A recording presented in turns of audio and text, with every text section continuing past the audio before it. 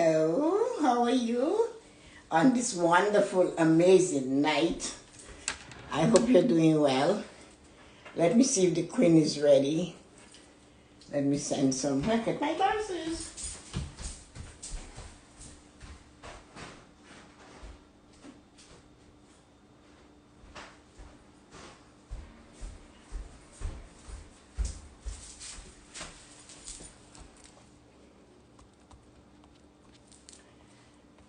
Hello, I'm coming. Hi, Coach Susie. I'm going to let you in right now.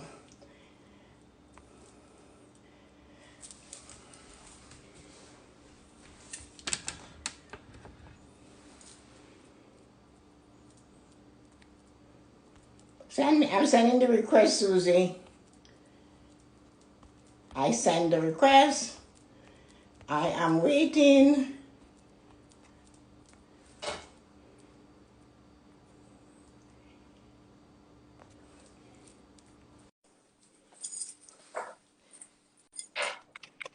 And here you are in your car, really?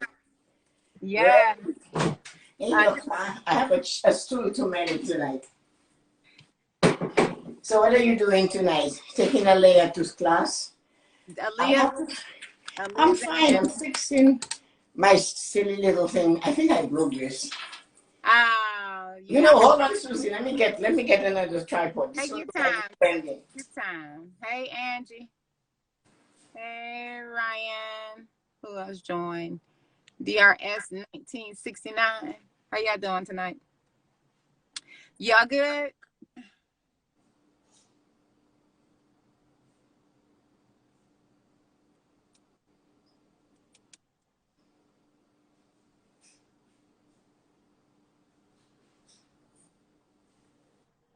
What? Jamie is going live with Sarah Jakes. Dang it. We on at the Rose House, Tessa-Marie. Susie's running the show. Hi, Sean. Hi, Yuko. Okay, let me sit down to do this.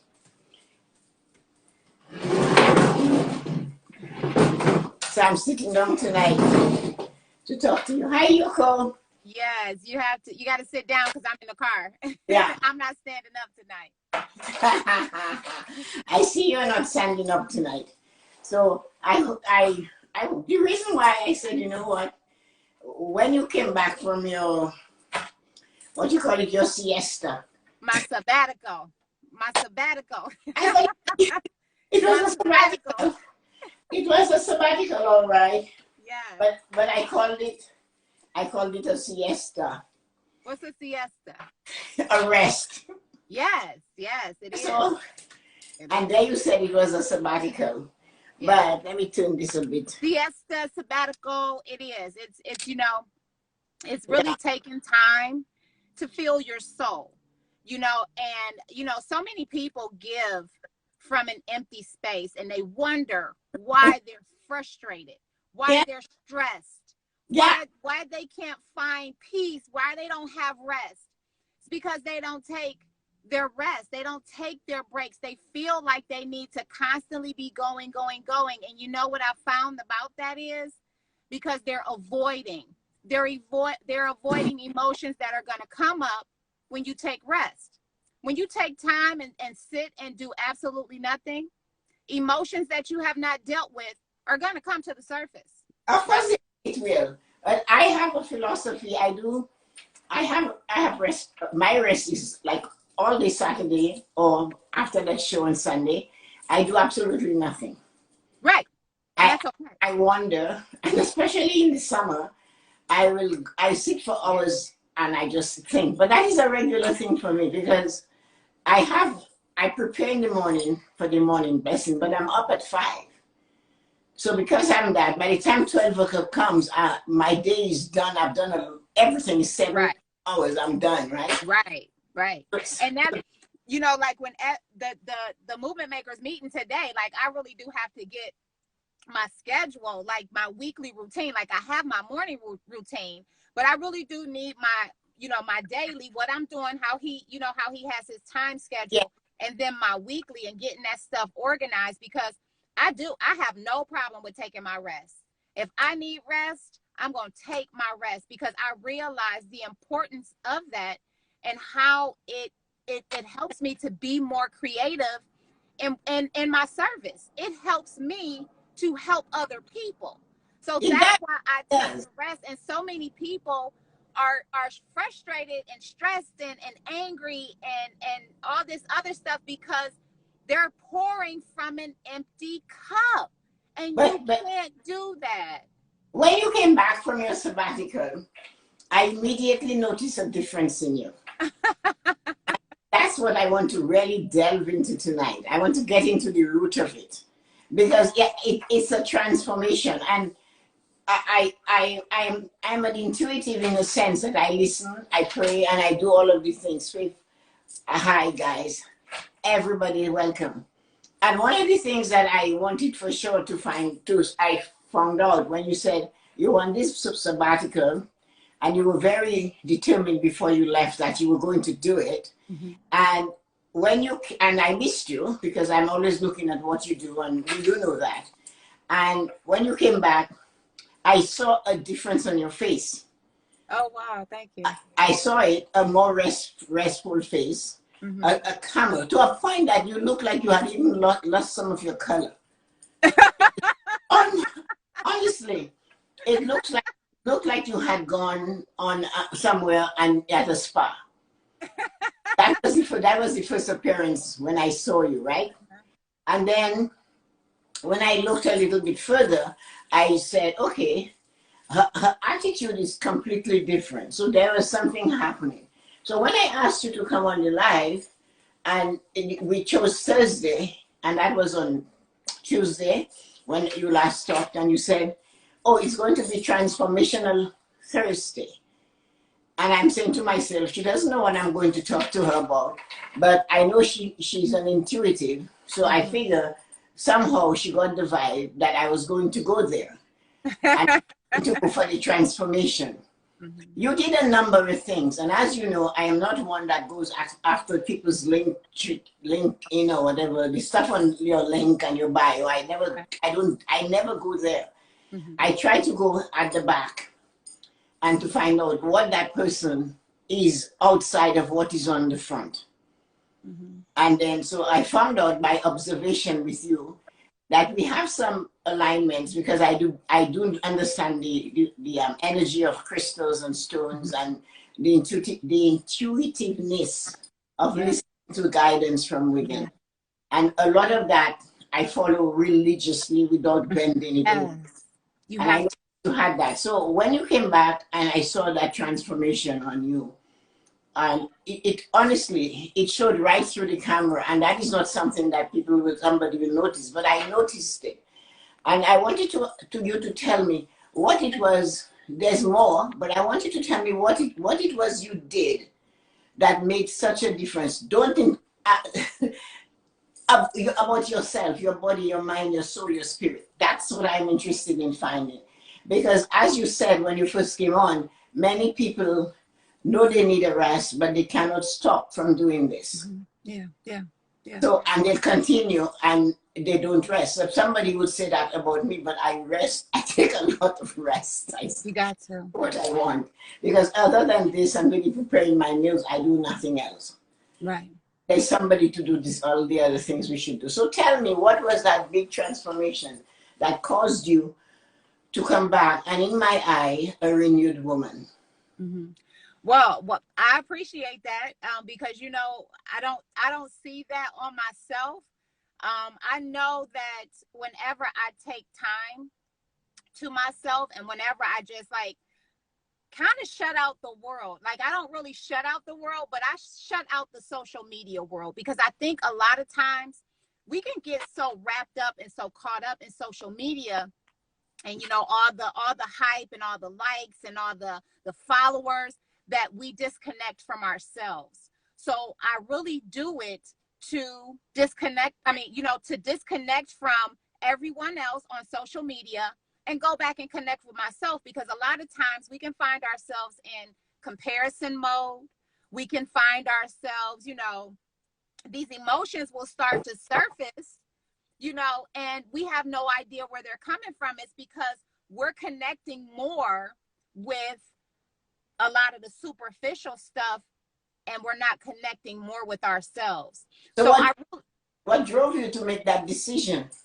I do it all the time. This is my lifestyle. I live this. And, a lot of people in my life have not understood that, but it's really a refueling time for me. It always has been, because I don't like to get, like I have this video that just took off on TikTok, and it was like out of nowhere. And I was like, what in the world, and it was like, when you have all these followers, when you have all these people praising you, sometimes it can take an effect on you, and I tell God all the time, keep me humble,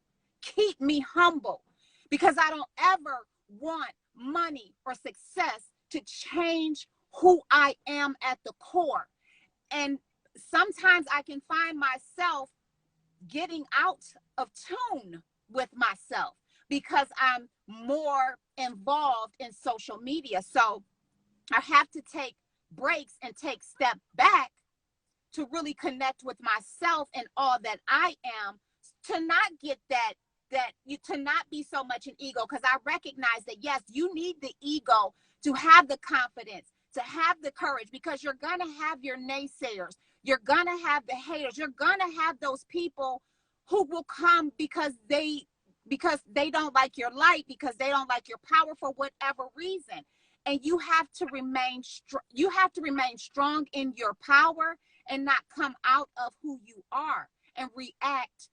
Like you said before, you can't have them draw you out of your power. And so it's very important for you to spend that time connecting to yourself, strengthening yourself, and to remain humble with yourself, knowing that at any moment, it really could just all not be here. So just appreciate it while you're in it, and not focus on it so much, but just appreciate it while you have it. It's just like the people in our lives.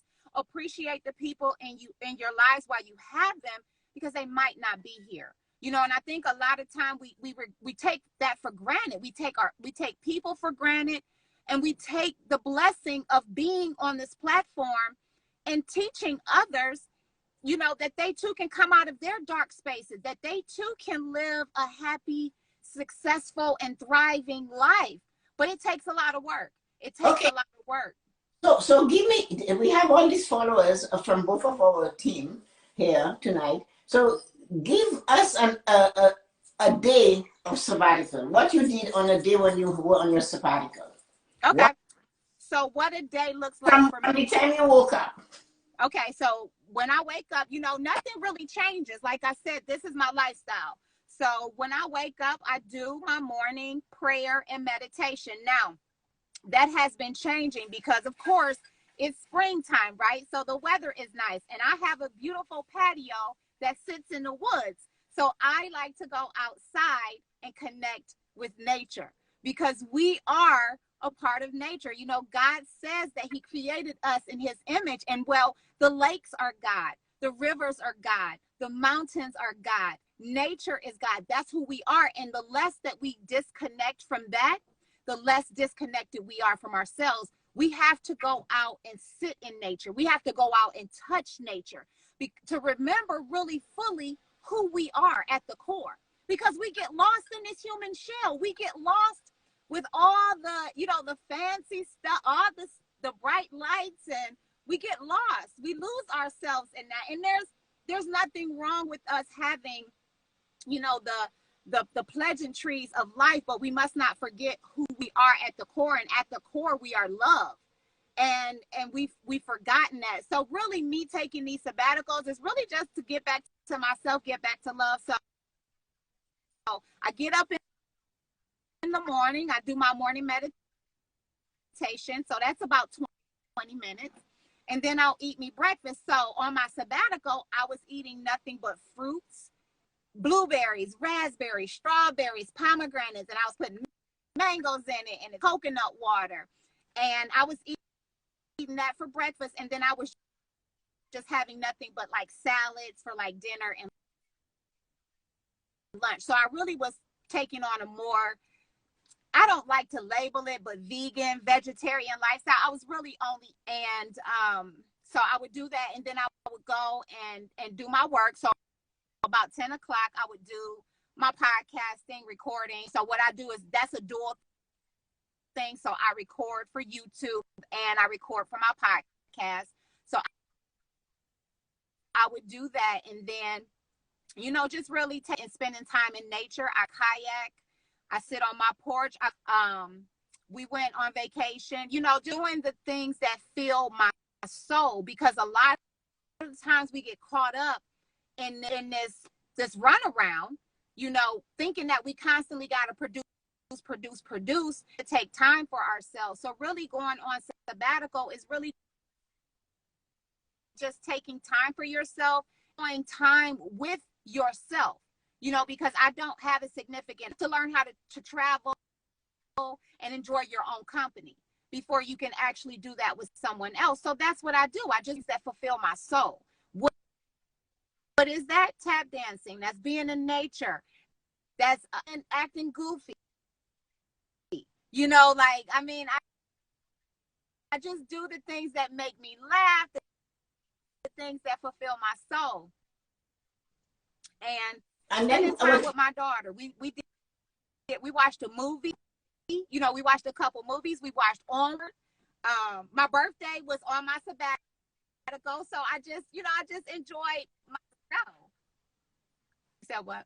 Okay, so one of the things I noticed is that you are, but that's okay. I think it's because you're in the car, so but it'll be all right. When you talked about your time away, when you came back, one of the things I saw you actually said you collected some new assistant. What is it like working with somebody that looks after your email or your DMs? Baby, and all of that? Can you hear me now? Yes. You're going away again. I cannot hear you, Susie. Yes. Yes. Oh my goodness. So you know what? I'm. Can you hear me? I can hear you now, but you keep going in and out. Oh. You keep disappearing. Okay, that's better. That's better, right there, right? That's better. Okay, yeah, it looks like it for now. All right.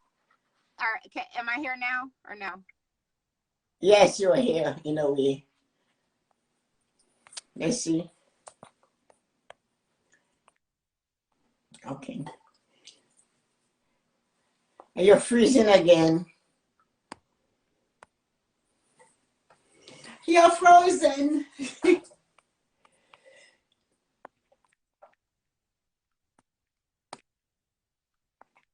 Can you hear me now? You keep going in and out. You keep disappearing and coming back. Okay, so I'll just continue to hear me. I don't know. It seems fine on my end. I don't know. But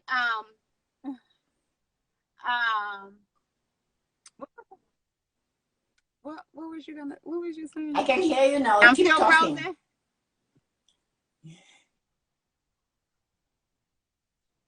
Look, we haven't got on. When I asked you, I said to you, you came back and you had assistants and coach and people with you. Yeah. Okay, so yeah, my assistant. So I was just like, you know what? Social media is not my favorite. It's not my favorite. I know I have to be on there to make the impact that I desire to have. Social media really is not my favorite thing because I can get caught up on it, and I have other things that I enjoy doing. Yes, I know that I can.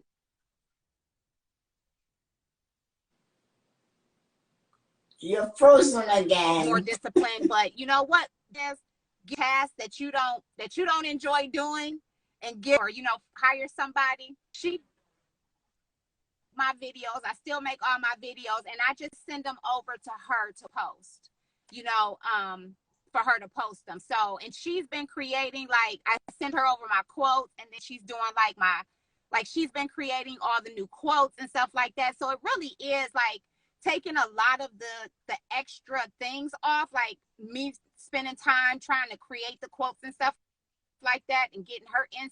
It really has been a huge weight off of my shoulders. So I would highly recommend, like, anything that you really don't enjoy doing, that you feel takes a lot of your energy away, because that is your creative space. And you can give those menial tasks to, your assistant, and then you can work on the things that make you more creative. So I still come on every now and again, and I'll, comment and like and stuff like that. She's even going and liking, following people who are mental health and, narcissistic abuse and PTSD. She's following those people for me, and sending my video and telling them about my community and stuff like that. So it really is just really an extension of me. It's like an extra hand.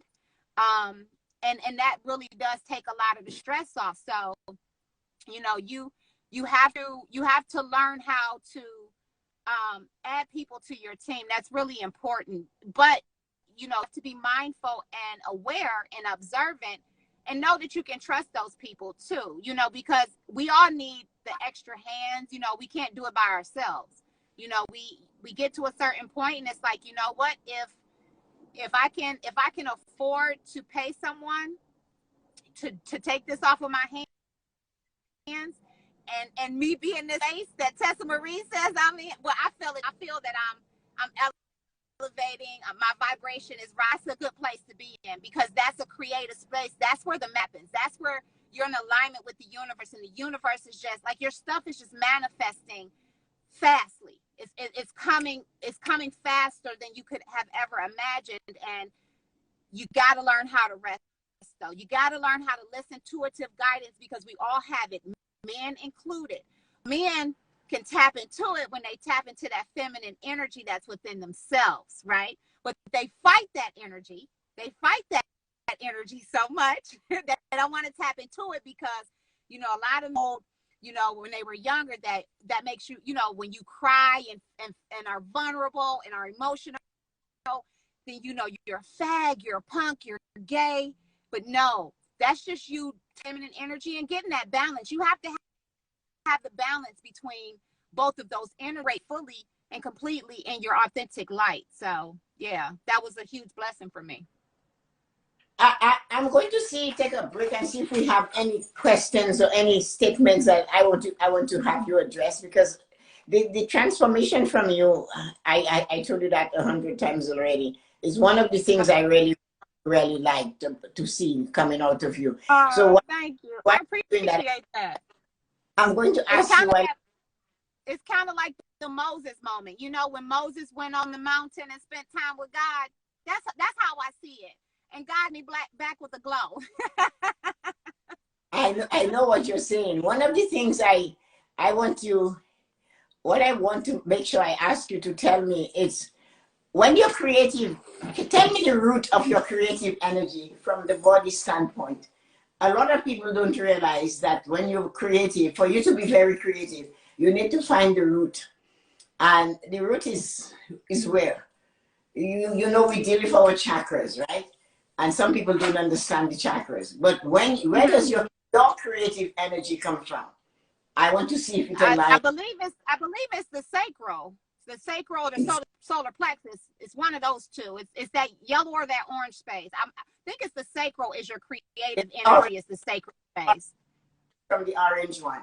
Do you actually feel the sensation when you are going to create, when you're writing, or when you're starting? Do you feel it in that chakra? Yeah. Because I don't know. I really don't even know how to describe it, but it's like a fire. It really and truly is. It's very passionate. Like, I don't even really know how to, well, I guess because it's so close to, because I think the sacral is actually your sexual energy too. So it's more like doing.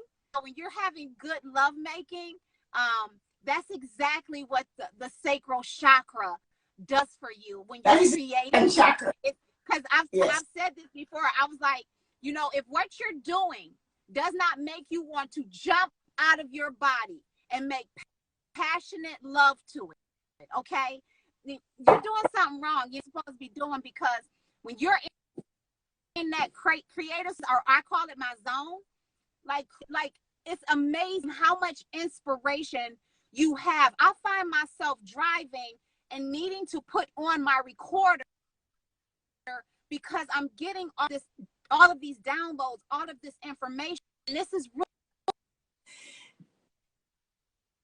great spot to be in. It really and truly is, because you're not focused on the naysayers. You're not focused on what's right. You're not focused on what you don't have. You're pouring out creative. And it's a beautiful Okay, so I will tell you a little bit about why I asked that. Those of you who know Robert Burns, right? Robert Burns really wasn't a writer, and yet he became a writer when he was jilted in love. And in one of his writing, he talks about replacing that feeling with the creative. Yeah, maybe that's why I do it. Yeah, that's why he wrote so many love things, is because he went searching. But that is the creative center. Oh, okay. That's the chakra. But and the third chakra is the one of determination and resilience, and where you stay on course. So they need to be balanced, as you know. But I wanted to hear that, because yes, personally, I have always known that's where the creative energy is, and when you're really in your zone, that's where you're going to experience that sensation that brings out the true writing, the creative act of you, because that's where it lies. And us in Western culture, we're afraid of it, or I should say, the new world is afraid to connect yourself, to do the best that they do. And it's not only for the creatives, whatever it is you're good at, you need to connect and balance yourself from that point and all the way to the top of your head. So I just wanted to know, because from what you wrote and how you wrote, I said there's more to that woman's writing than meets the eye. So that's what I wanted to ask you, whether you found that you could go that deep, and when you are there, you're in a zone that nobody understands. Even sometimes it frightens you, it weakens you, like Robert Burns says. So, and Shakespeare talked about it too. So tell me, because you use the words you use such words that are so descriptive, and you're very strong on it. Somebody who hasn't studied you would think you're harsh. What it is that brings out that passion? I do get that. I do get, you know, that you're judgmental, but here's what it is. I'm triggering you to heal. You think it's harsh, you think it's judgmental, because there's something in you about I said that still needs healing. I came here to trigger, and that's my light. My light is healing. It heals. And so when I write, I'm writing to help others heal, mainly the divine masculine. Now, it's the divine masculine in all of us, because we all share those polarities. So when we have been wounded, I was wounded by my divine masculine. And so I in that space, you know, and hated that and hated the divine masculine.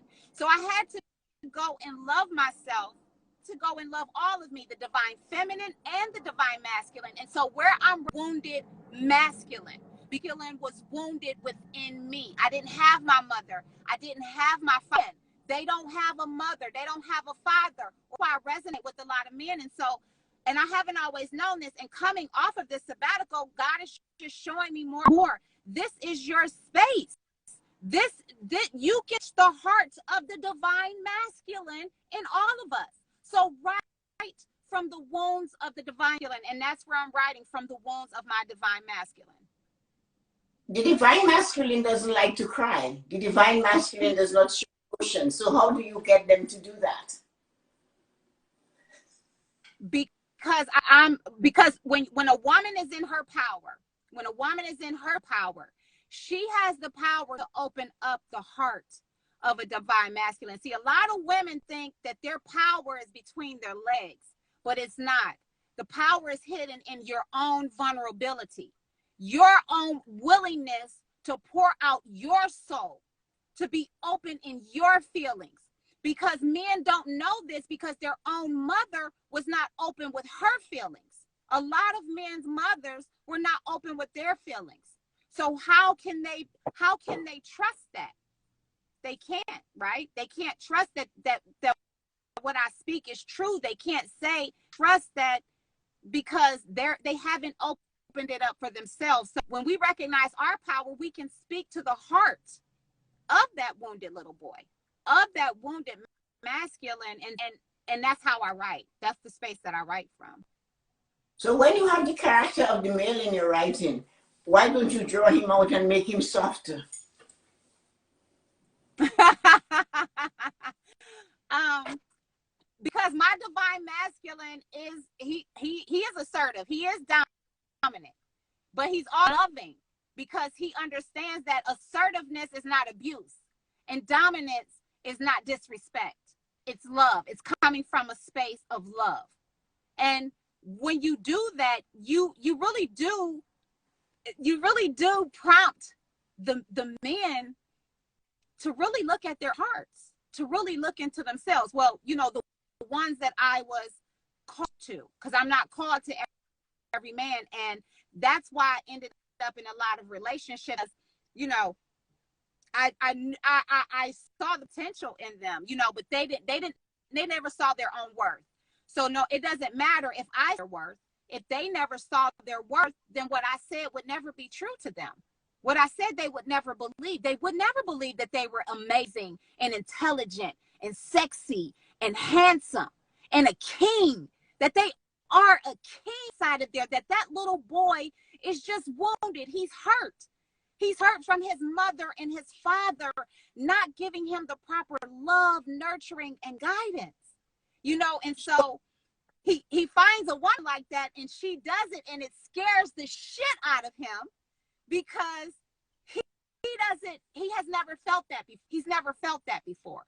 So I'm writing to him, reassuring him that you are enough, but you got to believe it for yourself. You got to believe it for yourself because, you know, and what I'm writing from the perspective of the divine. This is how the divine loves you. This is how God, the creator, loves you.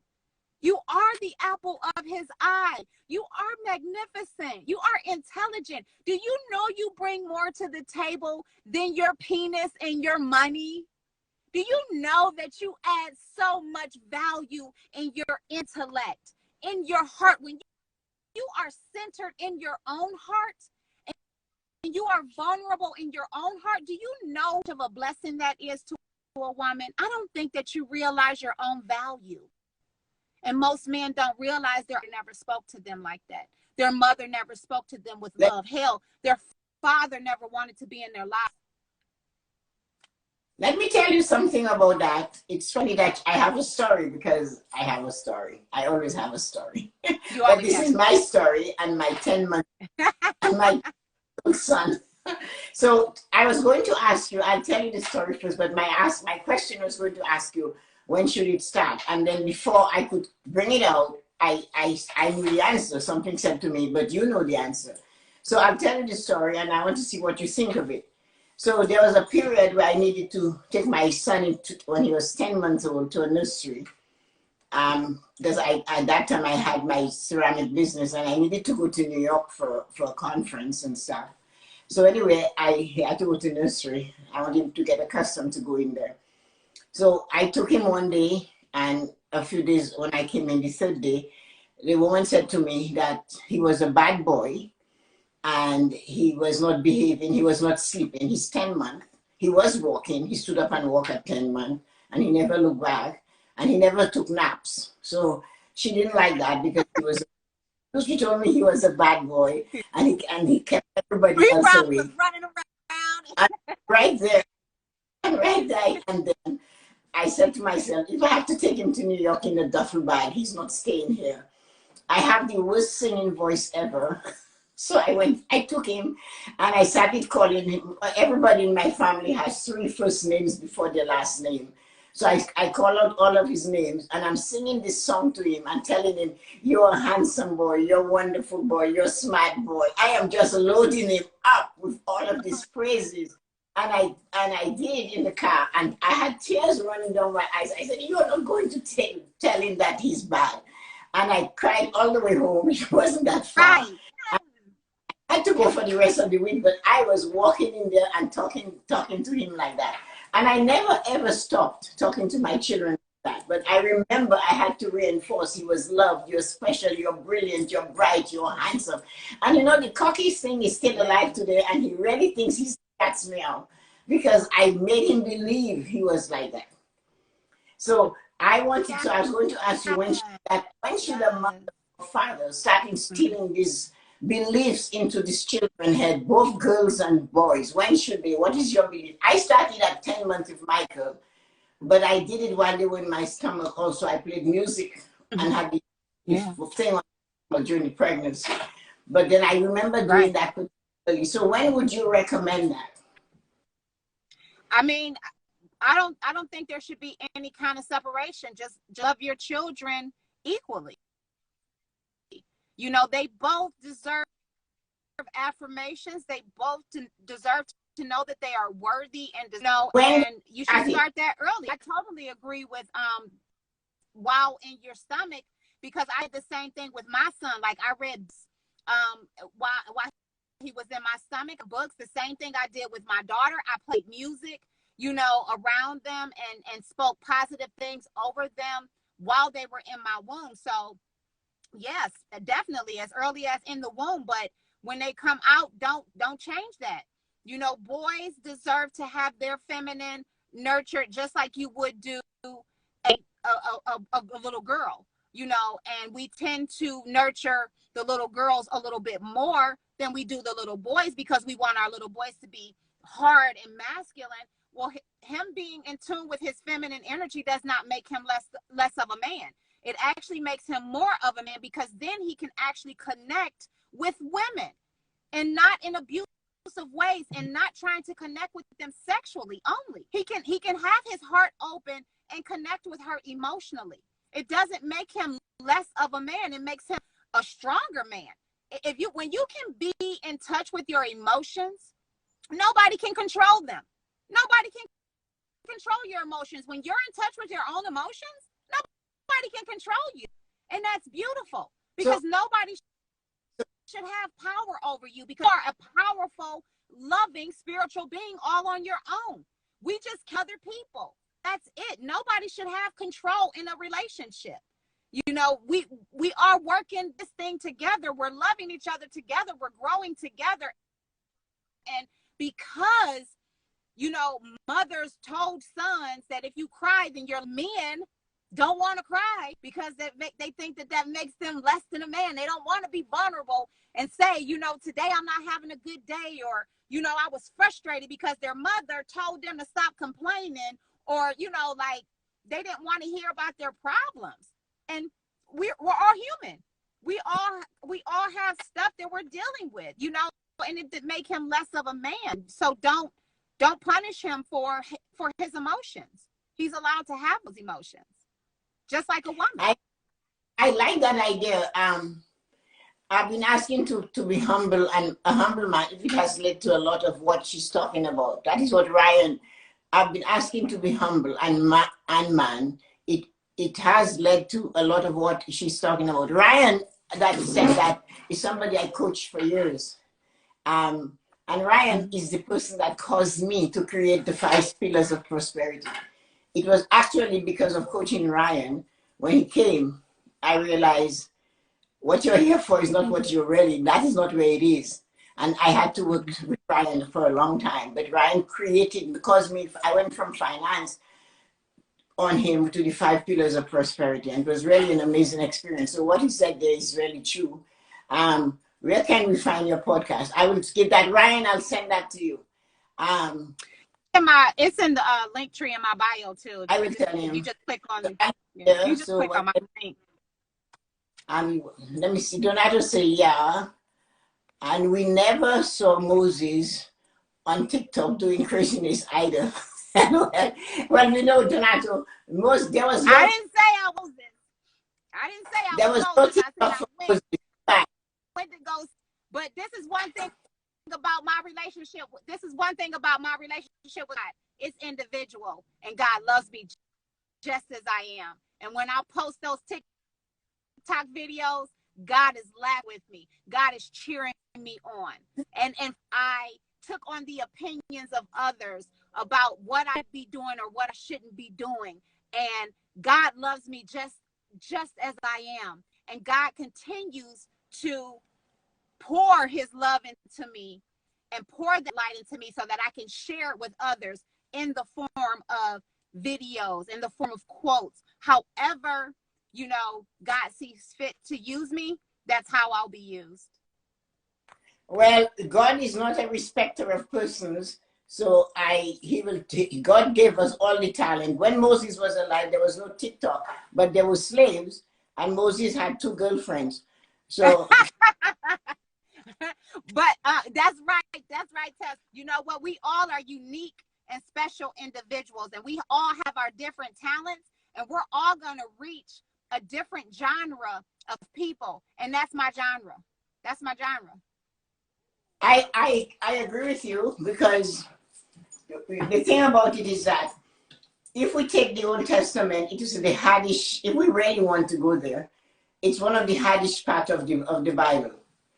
And there was no ceremony when Lot took Rachel to his tent and made her his wife. There was no priest or pastor there. He took her to the tent and he made her his wife. So I don't understand that. So Moses wasn't on TikTok because there was no TikTok. But Moses knelt in front of a burning bush, so I don't know. He must have been hot somehow. Well, Susie, you know what? God said that he will use the wish things to confound the wise. So that's so, you know, true. God But so that, you know, and that's the problem. We put God in this box. Oh, God wouldn't do that. God does, you know, like God will use the donkey. God used donkey before, okay? So, you know, don't make God into your image. You're made in the image of God, okay? So you use your talents, your gifts, your creative ability to bless the people and to touch the hearts and the lives of the people that you're here to touch, because everybody is not going to get you, and that's okay. And for the longest, I expected everybody to accept my energy, accept my vibe, but I know now today I'm not for everybody, and hallelujah to that, because that's a heavy ass weight to be on somebody's shoulders, and I don't want to be here for everybody. I just want to be here for that select few that says, you know what, she gets me, she understands me, because she's been through it. And that's all I'm here for. I'm not here to impress nobody. I'm here to inspire people to be their authentic, unique, and beautiful self. That's it. and I agree with you on that, Susie, because I am a little bit more eccentric than you. I will almost wear anything I want. I'll say what I want. Yeah, you do. And what I don't want to do, I believe you should hire somebody to do it. Yes. Mother told me housework was the most boring job in the world. And she said when they thought it wasn't boring enough, they went and invented the vacuum cleaner, which makes it noisy. You know, you cannot even think. Right. So my recommendation is go find a job and hire somebody who likes cleaning a house. To clean your house. I said my next hire is you. I need my financial coach. No, but you see you next on my list. I wanted very much to have this conversation with you since you came back, because of the of what I said at the beginning, I saw a huge change. I like the attitude that you have now, that you cannot please everyone. And if we try to please everyone, we're going to end up being in a bigger mess. It's a hell of a load to carry. And Yes, you lose yourself. when you are on this trajectory and you're heading in the direction that you want to go, along the line, you're going to meet people and you maybe do things you want to do and people wouldn't like it. So you have to be strong if you want to be on social media. You have to be strong if you want to stand out. Yes. You have to know yourself, and if you want to inspire others to know themselves.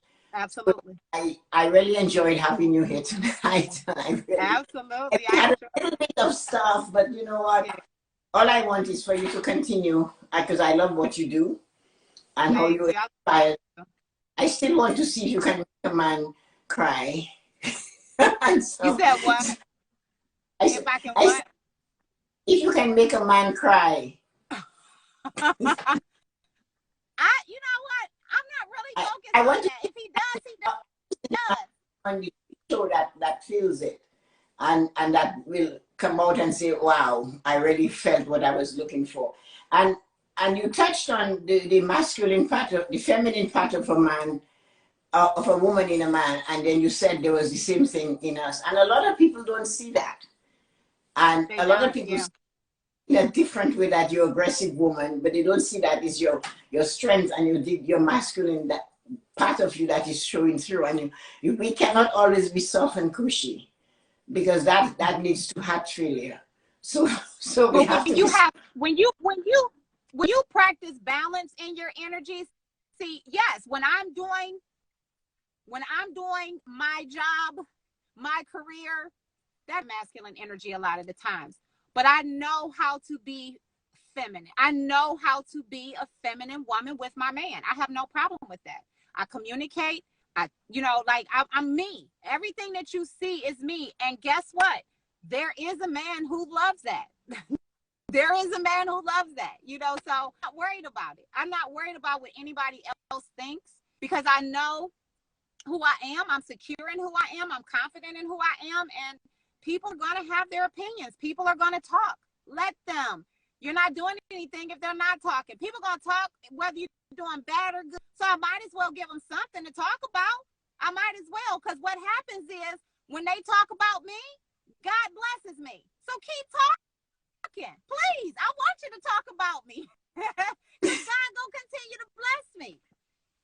Well, all I can say is keep doing what you're doing, because obviously it has put you in a position where it makes your life a lot easier. You're enjoying it and you're having fun with it, and that's what life is all about. If you cannot have fun or you don't enjoy it, then you should and find something else. So it was a pleasure having you here tonight.